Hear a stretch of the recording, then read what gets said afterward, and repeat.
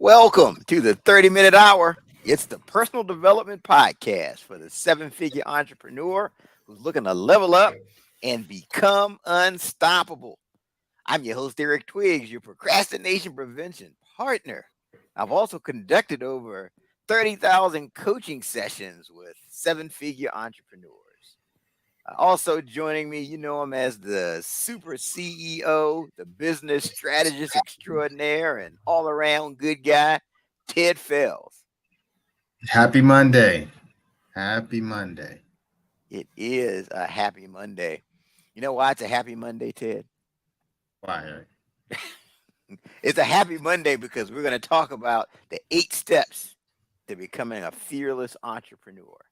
That's it. That's it. That's right. That's why it's a happy Monday. Mhm. Before we really get into that, because you're really going to learn some key things to really help with your business and your life, overcoming certain fears and really getting that freedom that you signed up for when you became an entrepreneur. I want everybody to know about the format and how we do things here on the 30-minute hour, right? We're not just an interview show. So we offer on Monday mornings something called Thank God It's Monday, where Ted and I, it's just us, and we talk about motivational and inspirational things to jumpstart your day so you have a great week and it changes your perspective on Monday. And then we do what we're doing now, where we have our regular length interviews with great guests like Colin, who you're going to hear about in just a second. But then on a once a month basis, we do something that's called Coffee and Conversation, where we all it's 4 of us, so they get together from the What Now movement, and we take a topic and have a discussion, and you go away with all kinds of takeaways. So you can go to Apple Podcasts, Spotify, any of those places and listen. You can also watch us on Facebook, LinkedIn, and YouTube. Want to make sure everybody knew about how we do that. But again, we're here today to talk about the 8 steps to becoming a fearless entrepreneur. And I'm going to go ahead and introduce our guest. He's a very interesting guy. So get this. So back in the day, he flew on private jets. He sailed on super yachts. He mingled with Hillary Clinton, Elton John, and George Clooney. But now he's a reformed seeker of all things fabulous. I mean, he doesn't do that anymore. He's not seeking the fabulous stuff anymore. But he helps CEOs, founders, and entrepreneurs to deconstruct their self-limiting stories, rediscover their humanity, embrace fearlessness, and finally be free to do what they are meant to do here. He does private coaching for exceptional individuals, and he's the co-founder of Whole Human Coaching, where they work and play with leaders and teams to create cultural cohesion. Boy, So please, I'm not sure how to live up to the introduction. Man, you better do it. What a setup, Eric. Thank you. Hey Ted, he is somebody. He is somebody. Oh man. Anyway, all right. Now I'm so blushing. Colin Yeah. Kingsmill, welcome to the 30-minute hour. Thank you. It's great to be here. Thanks, guys, for having me. Yeah, fantastic to have you on the show. I did want to provide everybody with a backstory of how you got to this point. So let's talk about what was the vision for your career back when you were running around as an undergraduate at Simon Frasier University? What was the vision you had for your career at that time? I think I had zero vision at all. I think the one thing that I did have in my head was I wanted to be successful. So that was defined at the time by nice cars, nice people, nice travel, nice restaurants, nice wine, the whole thing. And so I wouldn't call that a vision at all, though. That's just a wish list. Okay, so you wanted to be successful. Yeah. So yes, that was it. That was it. So no, if you could go back and be a mentor to that version of yourself, Yeah. knowing what you now know, what advice would you give to young Colin? Oh boy, I wish I had me when I was in university. I would tell Colin of those days that happiness is not found outside of you, and success is not found outside of you. So so don't go searching for that stuff, first of all. And then I think the second thing I would say to Colin is to focus on purpose as opposed to passion. So what's your purpose and what's your impact going to be, as opposed to, go off and do what you love, no, tell me more, like what's it going to mean? Okay. And they may end up converging in the same place, but yeah, those are probably the couple of things I would say. And then I would slap them on the side of the head and go, wake up. Sorry. But I think most driven people that are, in college, what have you, they're thinking, okay, I want to make money. I want to have these things. So how do you, I mean, this is fascinating. You call yourself, you are a seeker of all things fabulous. Yeah. So talk about, like, what were the life experiences that got you from wanting all of these finer things in life to being where you are now? How'd you get there? Yeah. Okay. So I kind of see that in maybe 2 chapters, right? Or 2 or 3, maybe. I'm in chapter 3 right now is what I call it. But in the first chapter of Heavy Duty Seeking Fabulous, I wanted to get to a destination. I wanted to get to a destination, right? I had my checklist and I got to it by the age of, I was 30, 35. I had everything I wanted. I had everything that I had set out to have. I was having dinner in Milan, and Giorgio Armani was opening the door to his restaurant. I mean, it was bonkers stuff, right? But I was standing there at one point going, wow, I've done all that, right? Everything that I wanted to do for the past 15 years, or do, or have, or be, or represent. And I was deeply sad, deeply depressed, full of anxiety, super stressed out. I was probably on the fast track to a heart attack. And I really I had friends that had to intervene and say, you've got to stop. So that combination of sort of really bad mental health and, deep sadness and emptiness, notwithstanding having achieved everything I want. So that was like the first, not speed bump. That was where I hit a wall, So, okay, hold on. Go ahead. Right. Okay, so most people, right? You got the vision board. You got, okay, I want to be on this yacht. I want to do this. I want this kind of car. So It sounds like you accomplished that. So what was it about that experience that made you sad? It didn't meet the expectations of making me happy. I thought, and it didn't meet the expectations of making me feel worthy, right? Or fulfilled. But I think the worthiness is the big one, right? I know now I know, and only now, that I sought all of those things, those sort of seeking fabulous years, because I had really a kind of a core wound of unworthiness, that I wasn't enough, that I needed to be accepted, that I needed to fit in, because as a child, I did not fit in. I was bullied, and I was a loner, and we lived, far away from the school. And, today it would be idyllic for a child, but I was alone and in isolation and all these things. So the backflip to that is this sort of untethered ambition in seeking fabulous. So I had achieved all of that, and I was doing all of that and living all of that, but it didn't solve the core underlying issues of why was I seeking that? Why was I trying to attain that in the first place?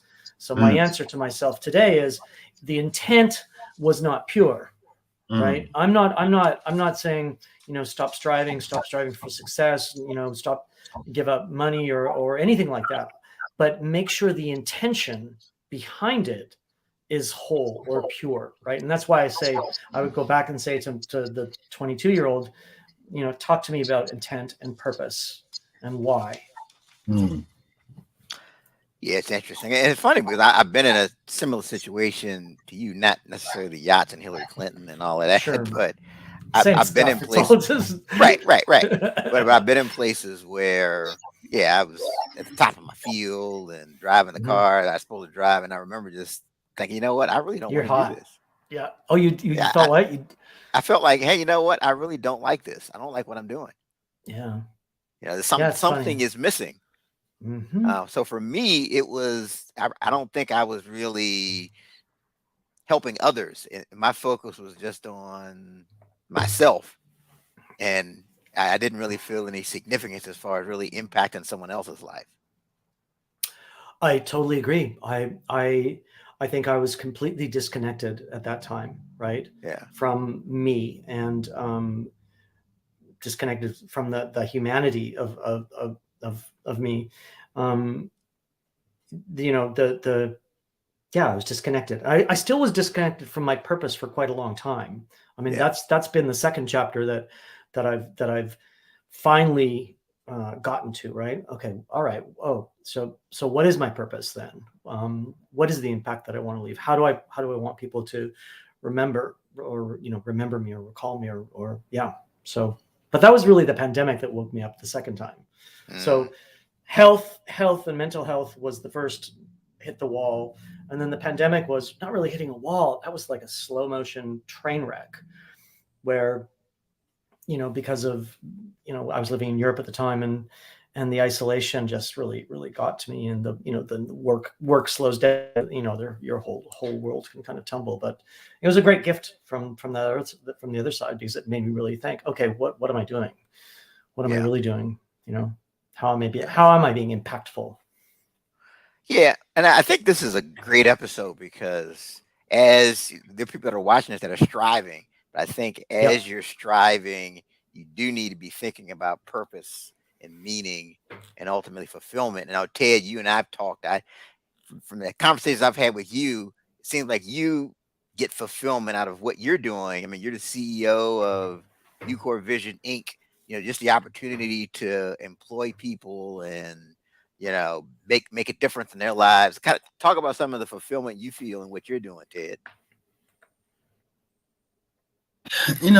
Definitely. I mean, being able to open up opportunities for those that may not have had these opportunities. I can think over 20 plus years in business, there's been a lot of people that I've, been a part of, placing them in the positions that their resume wouldn't necessarily have put them in those positions, and they've excelled. And then to see them now doing other great things, some being entrepreneurs, some working in other companies and doing things, and just knowing that I had some bit of a hand in that is something that is fulfilling.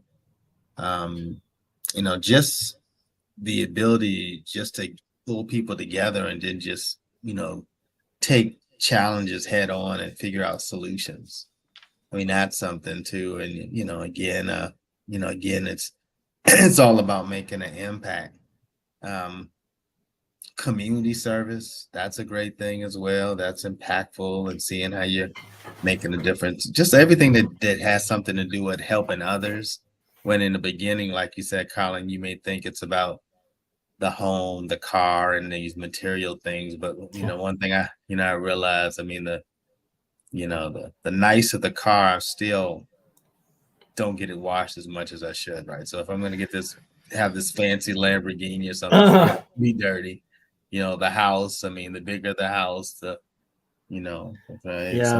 Sometimes the bigger the unorganization is. So I mean, so it's no, for sure. I mean, that stuff weighs you down, right? And I think the difference between your experience and mine is that your intention, right? Your intent is that of service, right? Yeah. It sounds as though the business is not focused on you, right? It's focused on your impact and how you're going to change the lives of those people that you touch.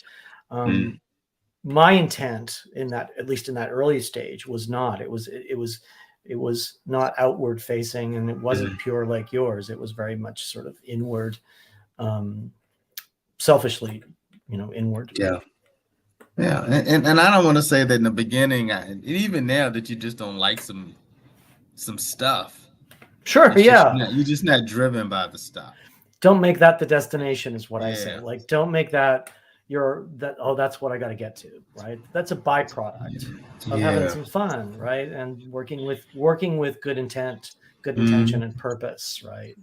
Um, I see money or success or abundance or toys or whatever as a byproduct of doing exceptional work, right? yeah. As opposed to, oh, that's where I'm going. That's what I'm going to Mm, get again. Just happens. Yep, for sure. Okay. And so yeah, you've experienced these highs of being on the yachts and mingling with celebrities, but you've also had some low moments that have Yeah, shaped sure. you into who you are. Let's talk about some of those. Yeah, I mean, look, the first one was certainly when I hit that wall in Switzerland after 10 years in Swiss banking and finance and 5 years of setting up a company with partners. And we had an office in Milan and an office in Switzerland. And I don't know, I think we had 25 or 30 employees by the time I left. But um, that was my body that stopped me, and my friends that really stopped me in my tracks and said, "You've got to stop this," and got me into breath work and got me into yoga and all this stuff that I thought was pure woo woo at the time, right? Hmm. But they got me to slow down and breathe again. And it was really that's when I stopped kind of in my tracks one day and looked around and said, "Oh, this is just mm, all wrong." Um, that was certainly the lowest point in yeah, certainly in my life. I've probably had others. I've been personally bankrupt. But I see all of those things as just great lessons in life. I wouldn't be here today, super resilient and strong and aware and clear and all these things that I think I am, um, if I didn't have these life experiences, right? So, um, but certainly that one at sort of at 35, having your midlife crisis, Hmm. that's pretty tough. Yeah. Um, and the second sort of chapter I really only started recently, and that was finally becoming aware of some childhood trauma that I needed to clear up and understand and grieve. And I did that, and it's been really, really, liberating. So I, I really encourage people that whenever they find themselves at an impasse, to just recognize that it doesn't have to be this way, and that they should really reach out, get some help. Hmm. These are tough times. Yeah. I mean, I think it's okay not to be okay. You just need to. Yeah. Well, for us here around this table, but a lot of people I work sometimes on men's groups, and there's a lot of suffering, guys and women, mm, of course, but especially guys. We don't talk about these things as much as we should, right? That should be taught in school, and there's still a stigma attached to mental fitness or mm, discussing it. So. Um, the more people do things like what you're doing here is the better, I think. Spread the mm, word. For sure. For sure. And then, so you're the co-founder of Whole Human Coaching. Yeah, So like, yes, I like who am. is your target audience, and how do you help them? Right. So with whole human coaching, we work primarily with teams and leadership teams and the C-suite.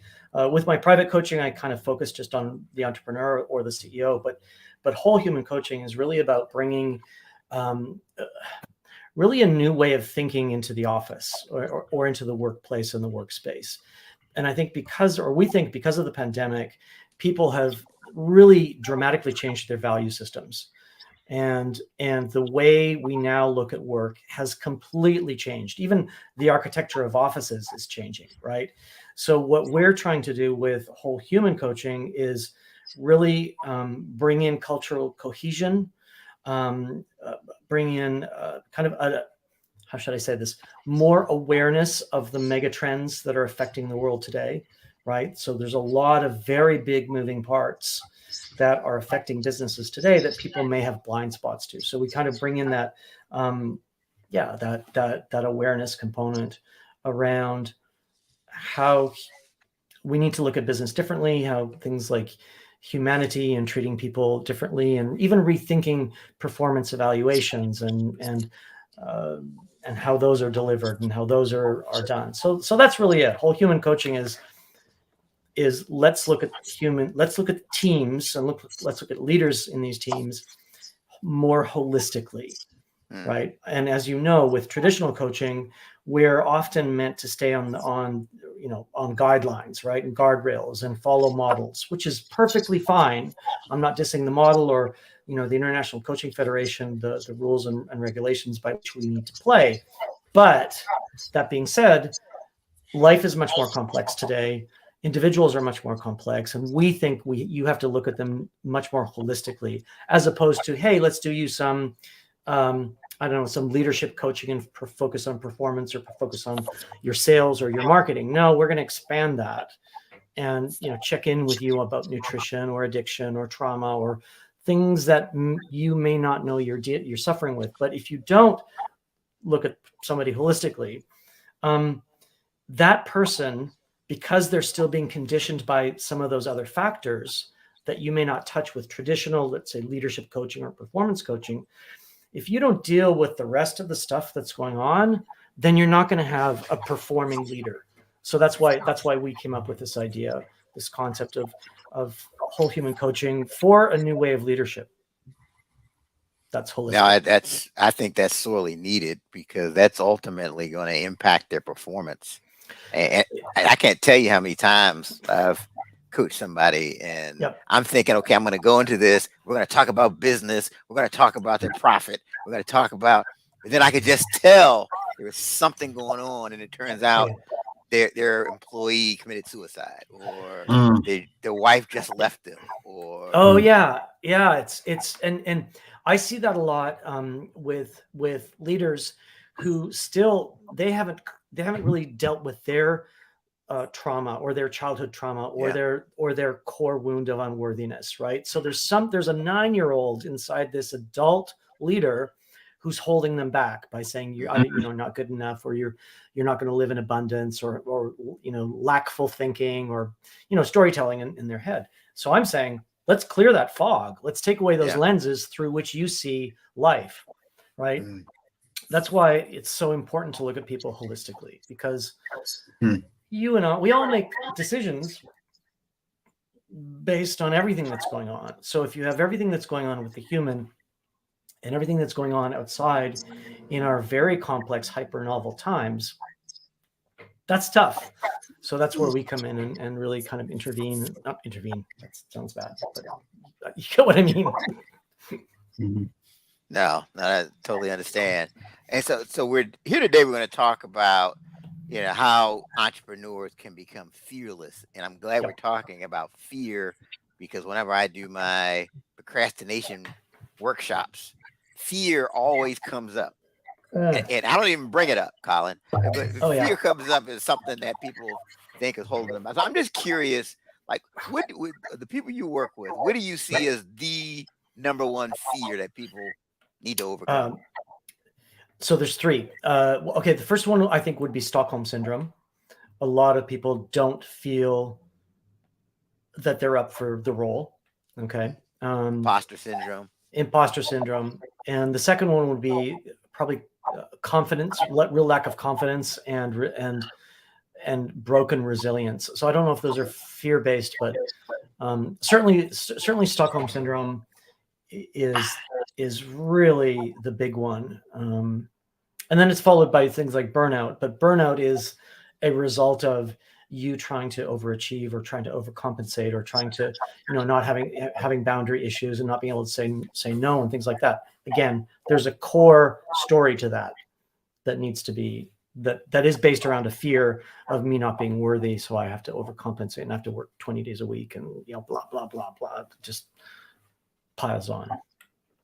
Yeah, and I'm curious, do you run into, because I run into fear of success a lot, but people are literally afraid of what the next level is going to mean. So they Yeah. it's like they're sabotaging themselves because Mhm. deep down they don't want to get to that next level. Do you run into that a Mm, lot? Yeah, I would say it's success and fear of success and fear of change. Yeah, mm, So even if you may not be totally satisfied in the role that you're in right now, and like there's a ladder, there's possibilities for expansion. Um, it's easy to stay in that closed loop, and I see a lot of that where I'm going to tell myself a story to stay in this repetitive loop that I'm in. Yeah, and it may not be the greatest, but I'm really comfortable here, and I don't have any challenges, and so I see a lot of that, but they're connected, right? Fear of sure, success and fear of change, absolutely, I think. absolutely. So let's get into it. So what steps can our entrepreneur Yep. followers take if they want to overcome their fears, become Yeah. fearless? Yeah. Sure. Okay. So step one for me is um, I call it create your personal protection system. Okay. Mm, And by that, I mean, turn off the news. Okay. Uh, if you want to get informed, okay, get informed, but you're not going to get informed on the news. So get informed on the subject matters that are impactful to you and your business and your leadership and your growth, right? And that's going to be, reading journals, reading primary sources, going and finding the investigative journalists, digging deeper than the headline news, because the headline news is clickbait to keep you on the channel to sell advertising, right? So within this personal protection system, turn off the news, get informed, right? So you know what's going on in the spheres that are impacting you. So often fear comes up because we watch the news and we get worried subliminally about something that may not even impact us, right? So get informed, turn off the news. Uh, Part of the personal protection system is also remove toxicity from your life. So that is in food, beverages, friendships, partnerships, relationships. Get rid of it. Okay.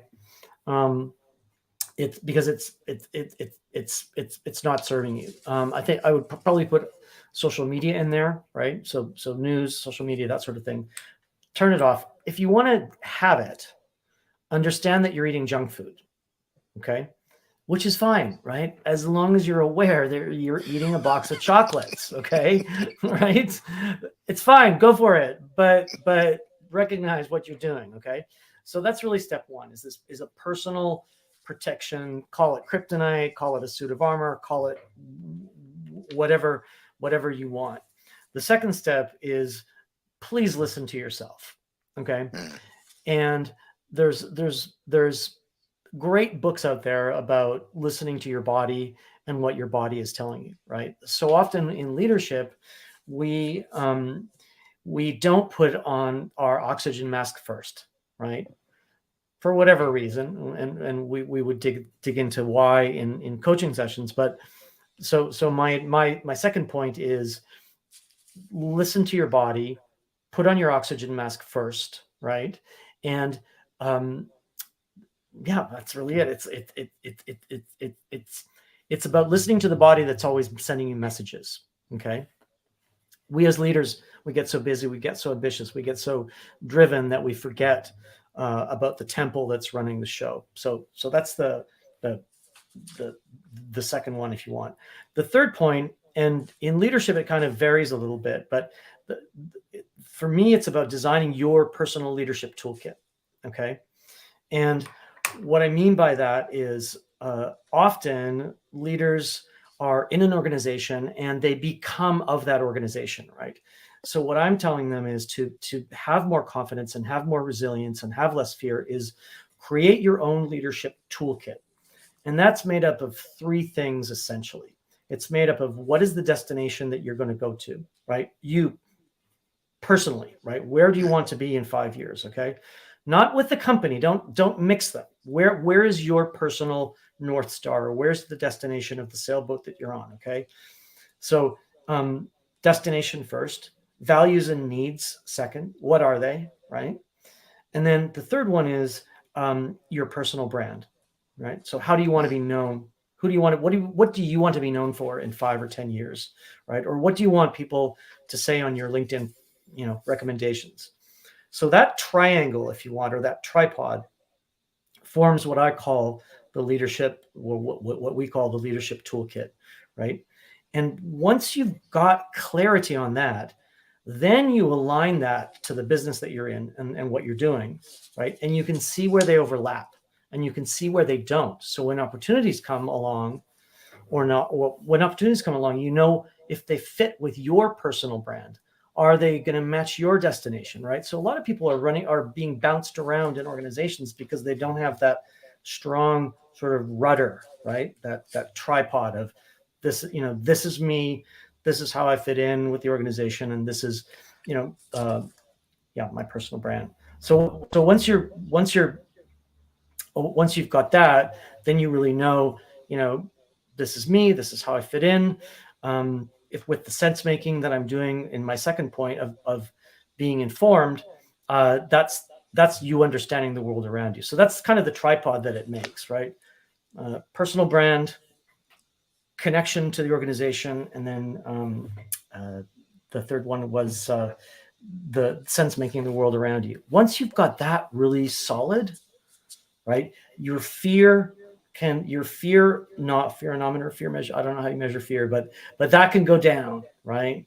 And then once you've done that, right, make sure that you have a really clear perspective on the destination. So I say, paint a picture, do a vision board, design exactly the whole life picture that you want.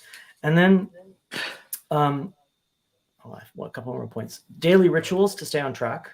Okay. Because of the world we live in, right?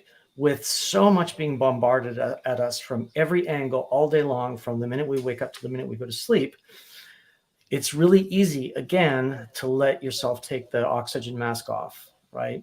Even if things might be flying, right? They may be appearing good, but you may be burning the candle at both ends, et cetera, et cetera. So introduce daily rituals. I think mindfulness and meditation are, is one of the greatest tools around. And you can do it however you like. And then the last point, I don't know if I'm at 8. I'm at 7, I think. Forget about what other people think, right? And that's all about living in integrity. And if you don't, you are compromising yourself and your mind and your health and your power and your vitality. And let's see, the last point. Forget about everything you learned. And by that, I mean, forget about the conditioning that is no longer serving you. And that goes back to what we were talking about before, right? Of some leaders are leading through opaque lenses, right? So they're looking at their business, making decisions, let's say, on an early childhood trauma issue, right? Or this sense of unworthiness or something. Something is affecting their ability to see through those lenses really clearly. And I see it all of the time. And that's why going back to whole human is so often leaders are making fundamental decisions all day long based on, I think, a distorted view. Mm-hmm. So those are really my bang, bang, bang, quickly.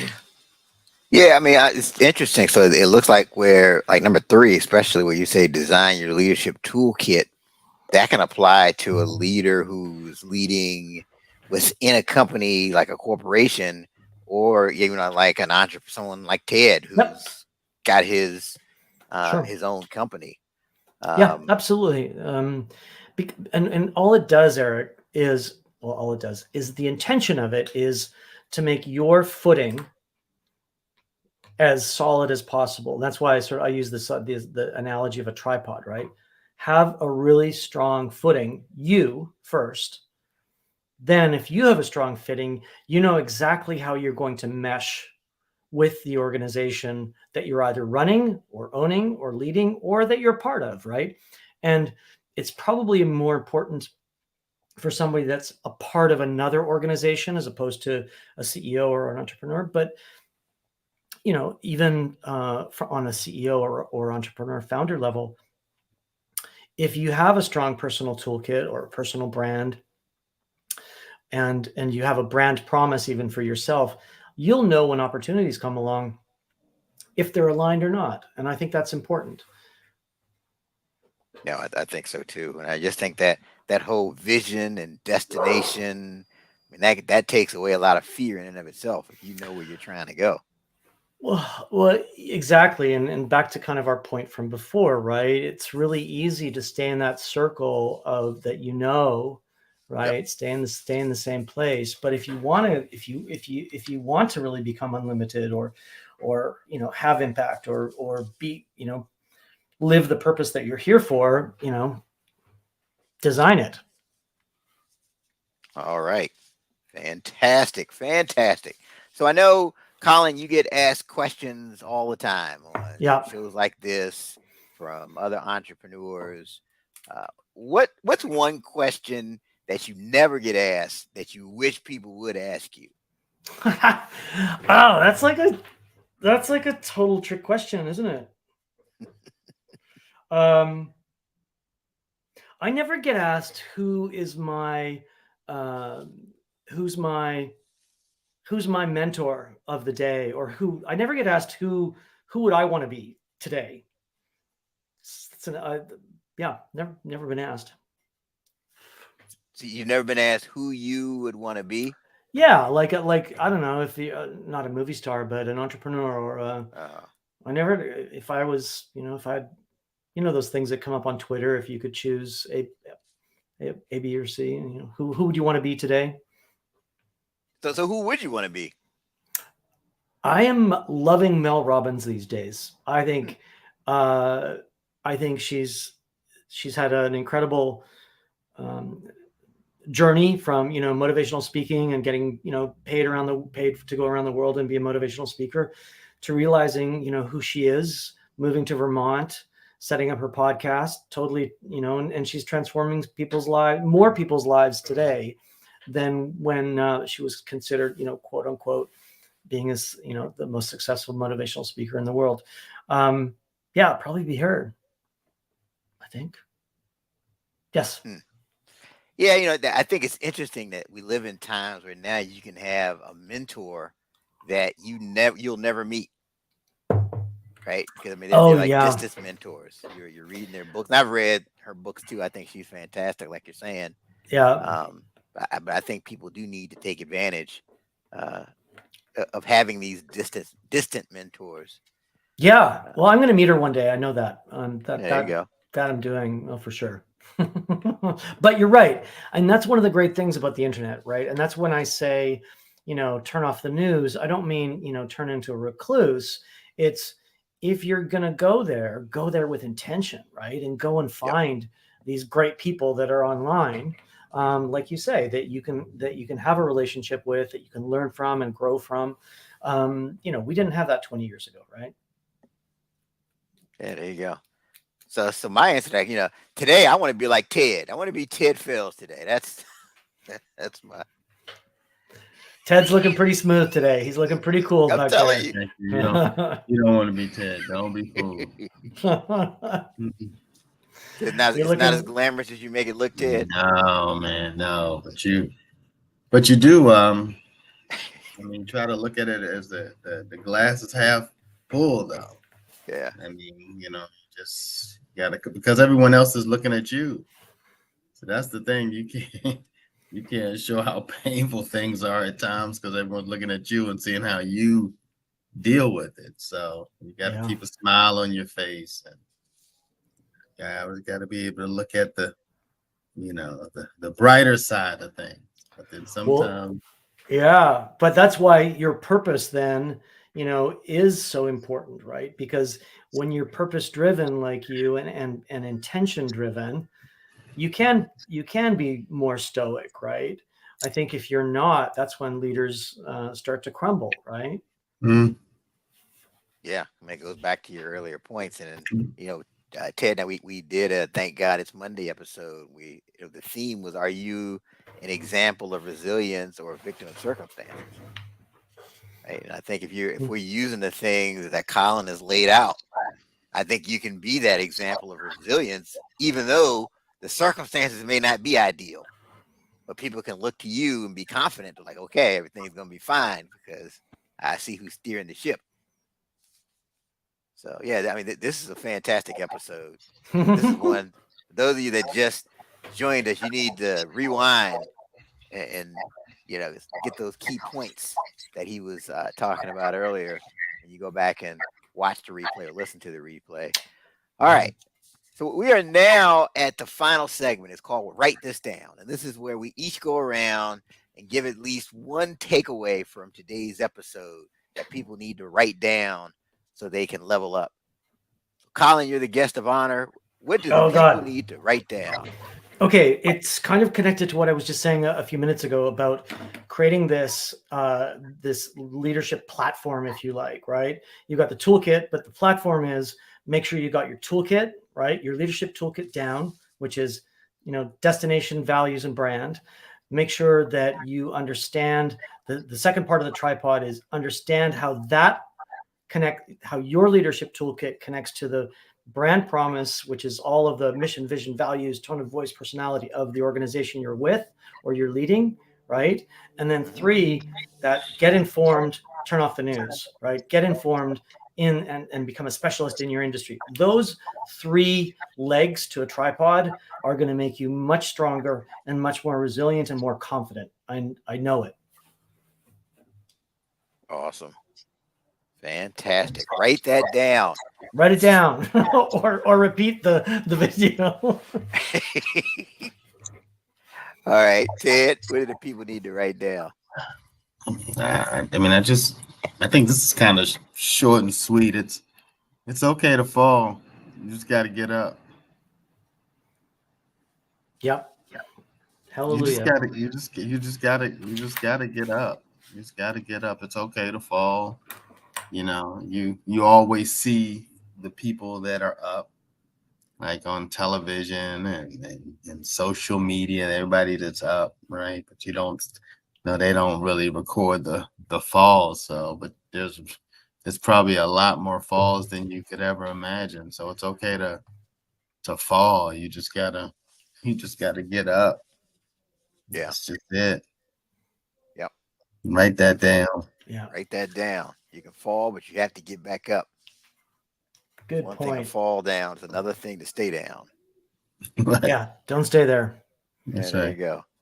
Got to get back up. Fantastic. So my thing for write this down is knowing the difference between success and significance. Right.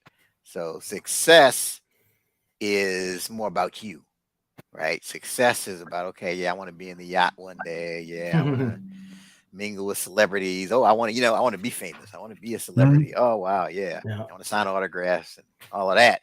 But then significance is really about how are you impacting other people? Like, how are you making a difference in the lives of others? And I think a lot of the negative feelings happen when you're focused on success. Yeah. And I think Colin got some great personal examples, and I can relate to things I've gone through. But it's really about that purpose. And I think that's really if you look at people throughout history, whether it's somebody like a Martin Luther King or somebody like that, and they seem like they were just fearless and they're just doing this because they just had this mission. Yeah. Right? And I think having that clear mission and that clear vision is what makes you fearless, because you really know why you're here and what you're here to do. Exactly. So I hope the big thing that people get from this episode is how important it is to have that meaningful mission and to be focused on significance and not just the trappings of success. There's something I was doing some research for this episode. There's something that's called hedonistic adaptation. Okay. Yeah. Right. So what that is, that's when you get something, and you feel this high, but then after, let's say it's a car, right? It's the Lamborghini, it's Ted's Lamborghini. You get the Lamborghini, that's right. And at first you're like, man, this is great. But then after a few days, you kind of go back down to your baseline. That's nothing. Yeah. You adapt. Yeah. It's like, okay. Yeah. Yeah. Yeah. So nothing shiny moves you anymore. Right. Right. Yeah. Yeah. All right. Totally agree. Totally agree. Colin Kingsmill, thank you once again for Thank everything you. that you shared. Appreciate it. How can people connect with you? Oh gosh, colinkingsmill.com. I'm on Instagram. So yeah, both of those places you can trap me, find me, get me. Okay. All right. I think after this episode, your phone's going to be ringing because people, Well, they, these I is hope, I just hope we sparked some thinking in your audience, and that's all that matters. So, thank you, absolutely. appreciate it. Okay. Again, thank you for everything you shared. And speaking of sharing, don't forget to share the show. Share the show. Share the show, yeah, you bet. Absolutely. Go ahead, hit that share button. Don't keep us a secret. And again, don't forget you can listen to the replay on Apple Podcasts, Spotify, any of those places. And as you're doing it, don't forget to hit that subscribe button. So that way you never miss an episode. It just automatically comes up for you. That is our time for this week's episode of the 30 Minute Hour Podcast. Until next time, have a great one.